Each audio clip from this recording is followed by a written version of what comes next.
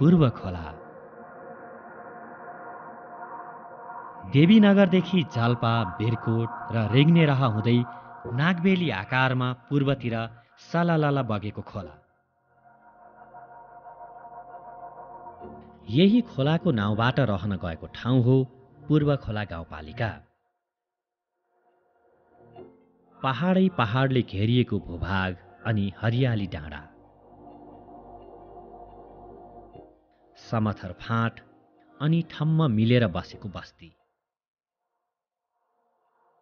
पूर्व खोला गाउँपालिकाको प्राकृतिक सुन्दरता अनि भौगोलिक विविधताको जति नै वर्णन गरे पनि पुग्दैन। शिक्षा, स्वास्थ्य, सडक, कृषि र पर्यटन सहितको पूर्वाधार, पूर्व खोला विकासको आधार। सुखी गाउँवासी, समृद्ध पूर्व खोला, यही नाराका साथ विकासको मूलधारमा अगाडि बढिरहेको छ यस पूर्व खोला गाउँपालिका। सिलुवा, जाल्पा, रेग्नेरह, देवीनगर, बिरकोट र हेक्लाङ गरी साबिकका 6वटा गाविसहरू यस पूर्व खोला गाउँपालिकाका मुख्य आकर्षणहरू हुन्। 6वटा वडामा विभाजन गरिएको यस पूर्व खोला गाउँपालिकाको कार्यालय रेग्नेरहमा रहेको छ।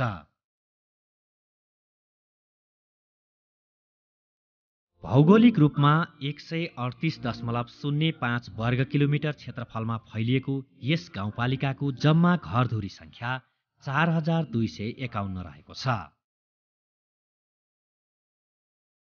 19,589 जम्मा जनसङ्ख्या रहेको यस गाउँपालिकामा 10,972 महिला र 8,617 पुरुषहरूको जनसङ्ख्या रहेको छ।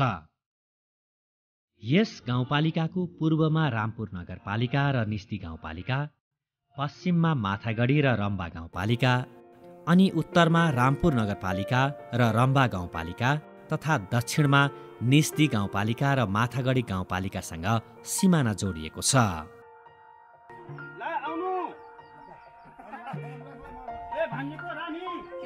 मगर जातिको विशिष्ट पहिचान र बाहुल्यता रहेको यस क्षेत्रमा ब्राह्मण, क्षेत्री र दलितहरूको पनि बसोबासमा कमी रहेको छैन। यहाँका स्थानीय बासिन्दाहरू आफ्नै प्रकारको रीतिरिवाज, धर्म संस्कार, परम्परा र संस्कृतिमा रमाउँदै आएका छन्। यहाँको धार्मिक, ऐतिहासिक र पर्यटकीय चिनारी विश्व प्रसिद्ध रुदे मण्डली चुरा बराजुको देवीस्थल, जुन पूर्व खोला गाउँपालिकाको सिलुवामा अवस्थित छ। रेग्नेरहको लोकेश्वर शिवालय मन्दिर पनि पूर्व खोलाका विभिन्न धार्मिक महत्त्वपूर्ण स्थलहरूमध्येको एक हो। देवीनगरको भानुमाता देवीको मन्दिर, बिरकोटको कालिका देवी मन्दिर,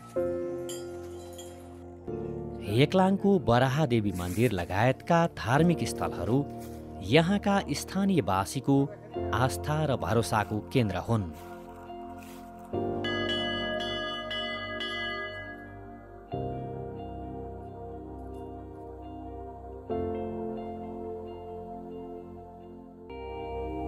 विशिष्ट भौगोलिक संरचना, यहाँको हावापानी, ग्रामीण जनजीवन, जैविक विविधता, वनस्पति र वन्यजन्तु तथा सांस्कृतिक विविधता त्यति मात्र होइन, अनवरत बग्ने यहाँका कञ्चन खोलानाला, प्राकृतिक सुन्दर फाँट, अग्ला पहाड, हरियाली डाँडाकाँडा लगायतका प्राकृतिक सुन्दरता र भौगोलिक विविधताले पूर्व खोला गाउँपालिकाको पर्यटकीय महत्त्वलाई अझ दरिलो बनाएको छ। अहिले यहाँको पर्यटन विकास कृषि, पशुपालन, पर्यटन तथा शिक्षा र स्वास्थ्य सेवा लगायतका क्षेत्रबाट अगाडि बढिरहेको छ। यस गाउँपालिकामा पुराना शैलीका गोलो पारेर बनाइएका कुडुले घरहरू अनि खरले छाइएका घरहरू यहाँका मुख्य आकर्षणहरू हुन्। यो सँगै पर्यटकीय पाहुनालाई शान्त र सुखद वातावरणमा बस्ने व्यवस्था मिलाउन गाउँ-गाउँमा होमस्टेहरू सञ्चालनका प्रयासहरू अगाडि बढेका छन्। यहाँको मौलिक लोक संस्कृति र परम्परा, कौरा नाच विभिन्न चाडपर्व र मेलामा विशेष महत्त्वका साथ मान्ने गरिएको छ।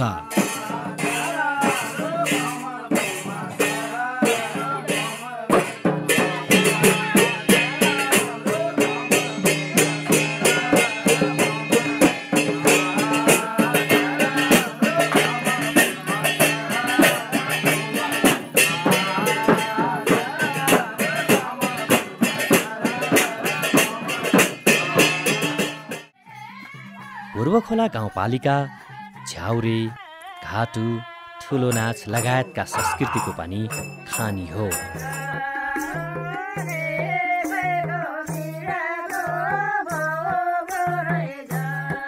यस्ता संस्कृतिमा स्थानीय वेशभूषा र पहिरनमा सजिएर मादल, खैँजडी, डम्फु लगायतका स्थानीय बाजाहरूको तालमा नाचगान र रमाइलो गर्ने परम्परा रहिआएको छ।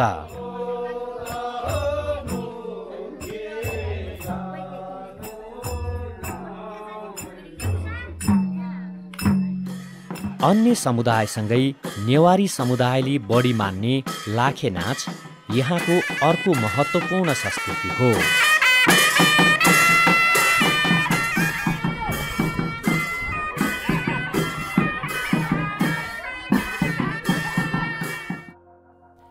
हेक्लाङको अग्लो पहाडको चुचुरोमा अवस्थित भुरे राजाहरूको दरबार स्थल बाकुमगढी।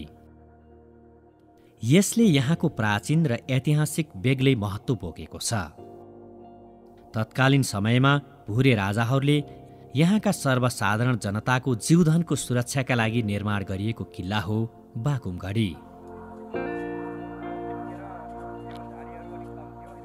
यसैगरी हेक्लाङको अर्को डाँडा हो बोल्ने पहाड। एक पहाड र अर्को पहाडका बीचमा आवाज ठोकिँदा निस्कने आवाज भएकाले यो पहाडको नाम बोल्ने पहाड रहन गएको हो। हात्ती जस्तो देखिने ऐतिहासिक गगनचुम्बी हात्ती लेक यहाँको प्राकृतिक छटा र सुन्दरताको खानी हो। यस गाउँपालिकामा आन्तरिक र बाह्य पर्यटकहरूलाई आकर्षण गर्न सक्ने यस्ता धेरै पर्यटकीय स्थलहरू रहेका छन्।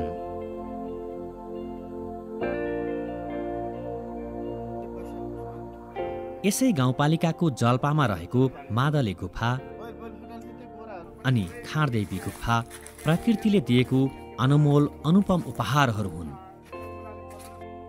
यसको संरक्षण र सम्वर्धनका लागि पनि विभिन्न प्रयासहरू अगाडि बढेका छन्।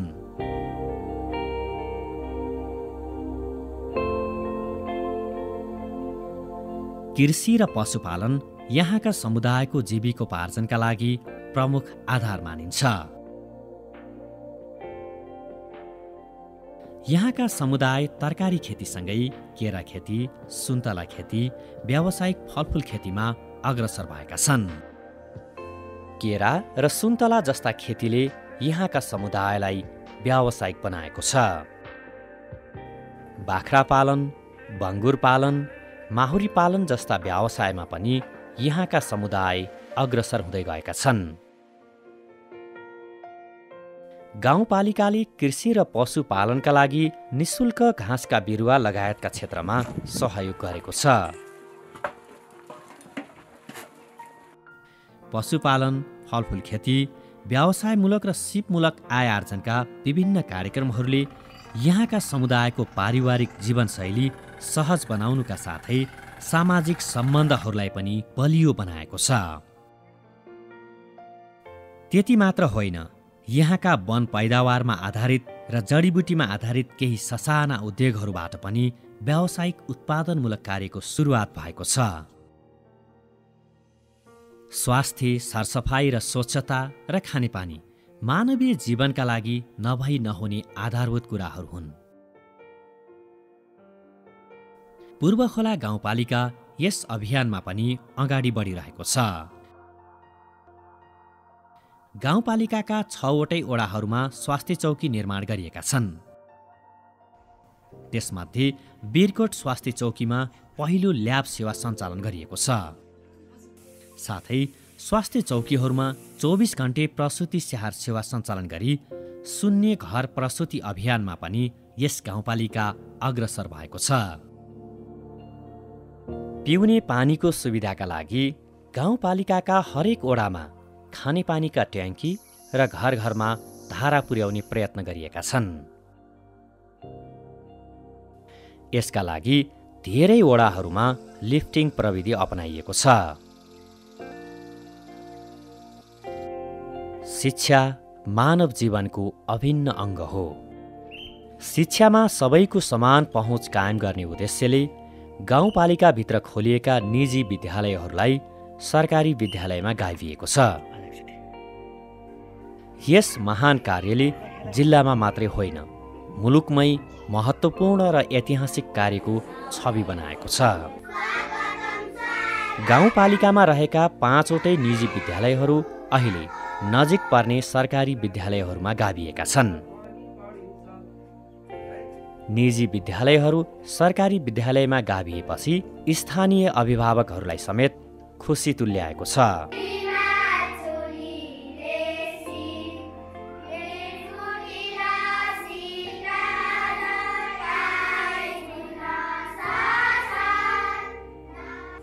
सडक र यातायात समुदायको आर्थिक सामाजिक विकास, वस्तु तथा सेवा प्रवाहलाई सरल र सहज बनाउन कृषि तथा गैर कृषि क्षेत्रको विकास गर्न एउटा महत्त्वपूर्ण पूर्वाधार हो। सडक सञ्जाल र यातायात आर्थिक विकास, सार्वजनिक सेवा प्रवाह र सामाजिक एकीकरणको माध्यम हो। हालसम्म यस गाउँपालिकाभित्र निर्माण गरिएका प्राय सबै कच्ची प्रकारका सडकहरू पक्की तथा कालोपत्रे र ग्राभेल गर्ने तयारीमा रहेका छन्। त्यसैगरी बिजुली बत्ती र विद्युत विकासका लागि पनि गाउँपालिकाले सबै क्षेत्रबाट पर्याप्त पहल कदम चालेको छ। सूचना र प्रविधिमा नवीनतम खोज तथा विकासले गाउँ, समुदाय, देश र अन्तर्देशका बीचमा विश्व समुदायलाई एक अर्कासँग नजिक बनाइदिएको छ। यस गाउँपालिकाको प्राकृतिक सुन्दरता अनि भौगोलिक विविधताको जतिसुकै वर्णन गरे पनि पुग्दैन। यहाँको सुन्दरतामाथि विभिन्न समयमा आउने प्राकृतिक प्रकोप र विपदले भने जोखिममा पारेको छ। त्यसैले यहाँका प्रमुख विपदको जोखिम घटाउन यस गाउँपालिकाले योजना निर्माण गरी सोही अनुरूपका कार्यक्रमहरू अगाडि बढाएको छ। शिक्षा, स्वास्थ्य, सडक, कृषि, पर्यटन सहितको पूर्वाधार पुरुखोला गाउँपालिकाको विकासको आधार भन्ने मूल नाराका साथ पुरुखोला गाउँपालिकाको अहिलेको जुन प्राकृतिक भौगोलिक जुन अवस्था छ त्यसलाई अधिकतम प्रयोग गर्दै र यहाँको नागरिकहरूको जुन खालको समस्याहरू छन् त्यसलाई चाहिँ समाधान गर्नको लागि अहिले चाहिँ भइरहेको विशेष गरेर यहाँको चाहिँ निर्वाहमुखी खेती प्रणालीबाट माथि उठ्ने कुरा एकातिर, अर्कोतिर हामीले एक वडा एक पकेट क्षेत्र भनेर कृषि पशुपालनलाई पनि यसरी जोडेर अगाडि लाने हाम्रो चाहिँ जुन चाहिँ योजना हामीले चाहिँ अगाडि सारिरहेका छौँ। विशेष गरेर हामीले सडकलाई 12 महिना चल्न सक्ने सडक बनाउने र यहाँको जुन सडकको स्थिति हो, यहाँको चाहिँ स्वास्थ्यका पूर्वाधारका कुराहरू, स्वास्थ्य सेवाका कुराहरूलाई थप व्यवस्थित गर्नको लागि, थप राम्रो बनाउने काममा पनि हामी लागिरहेका छौँ। त्यसै गरी हामीले चाहिँ शिक्षालाई थप व्यवस्थित गर्नको लागि अहिले संस्थागत विद्यालय र सामुदायिक विद्यालयहरूको जुन समायोजन सैद्धान्तिक रूपमा हामीले सकेका छौँ। त्यसपछि यहाँका मानिसहरूको जुन चाहिँ संस्कार, संस्कृति का कुराहरू छन् त्यो सँगसँगै हामीले चाहिँ यो आन्तरिक पर्यटन प्रवर्धनको लागि हामीसँग भएका विभिन्न अब गुफाहरू, विभिन्न गढीहरू भए, अनि त्यसपछि होमस्टे हामीले चाहिँ सञ्चालन गरेर आन्तरिक पर्यटनलाई पनि अलिकता प्रवर्धन गर्ने एउटा योजनाका साथ हामी अगाडि बढिरहेका छौँ।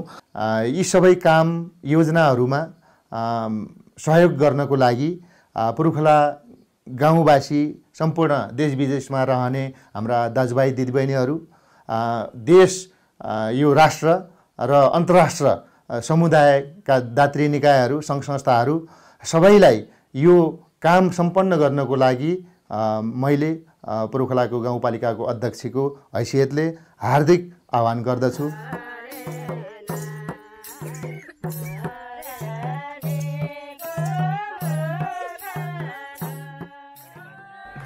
यहाँको जातिगत विविधता, भाषिक भिन्नता, सांस्कृतिक उत्कृष्टता र विशेषताहरूको समग्र पक्षहरूलाई विकासको मूलधारमा समाहित गर्न यस पूर्वखोला गाउँपालिका अग्रसर भइरहेको छ।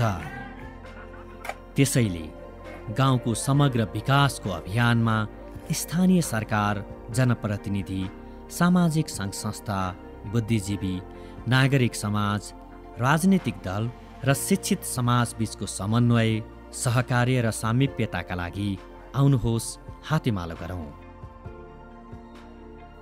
सुखी गाउँवासी समृद्ध पूर्वखोलाको नारालाई विकासको मूलधारमा ल्याउन अगाडि बढौँ।